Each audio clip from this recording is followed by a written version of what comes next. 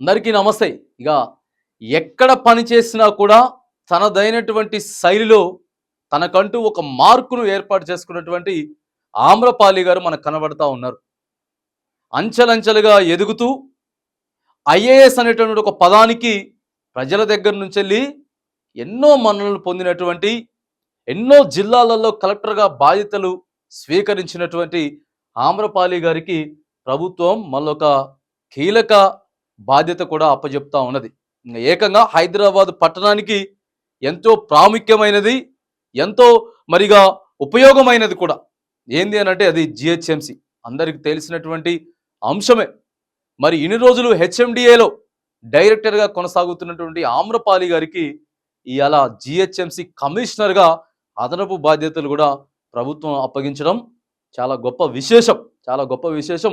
ఇక మనకు పక్కనే కనపడుతున్నటువంటి మంత్రి శ్రీధర్ బాబు గారి సతీమణి శైలజ, ఆమె కూడా తనకి ఏదైతే ఇప్పుడు ఉన్నటువంటి పదవిని, ఆ పదవిని కూడా ఎక్కువ పోస్టింగ్ ఇస్తూ దేవాదాయ శాఖ చైర్మన్గా, దేవాదాయ శాఖకు సంబంధించినటువంటి బాధ్యతలన్నీ కూడా రాష్ట్రంలో ఏవైతే ఉన్నాయో వాటన్నిటిని కూడా ఇస్తూ అదనపు బాధ్యతలు శైలజ గారికి ఇస్తా ఉన్నారు.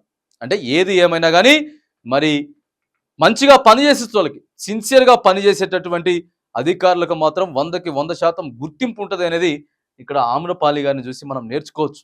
ఆమ్రపాలి గారిని నేర్చుకోవచ్చు. ఎన్నో ఎన్నో గిరిజన గ్రామాలలో, గిరిజన జిల్లాలలో అధికారిగా, కలెక్టర్గా బాధ్యతలు చేపట్టినటువంటి ఆమ్రపాలి గారు మాత్రానికి ఈరోజు ఆదర్శప్రాయంగా మిగులుతా ఉన్నారు.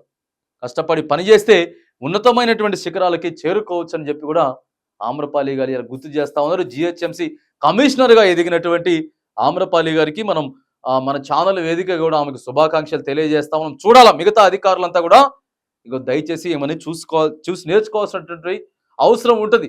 చిన్న స్థాయి ప్రభుత్వ అధికారి అయినా సరే ఇగో మీకు తగిన గుర్తింపు అయితే ఖచ్చితంగా వస్తుంది. లంచాలు తీసుకుంటా, లేకపోతే ఇంకోటి చేసుకుంటా, రాజకీయాలకు ఇవన్నీ చేసుకుంటా కాకుండా ఎప్పుడైతే మీ బాధ్యతను మీరు సక్రమంగా నిర్వర్తించుకుంటూ పోతా ఉన్నారో ఇగో ఇవాళ ఆమ్రపాలి గారి పొజిషన్లో ఉండేటటువంటి ఆస్కారం ఉంటుంది. కాబట్టి మరి ఇక అధికారులంతా కూడా మరొకసారి అధికారులంతా కూడా అప్రమత్తం ఉండండి, మంచిగా పనిచేసుకోండి.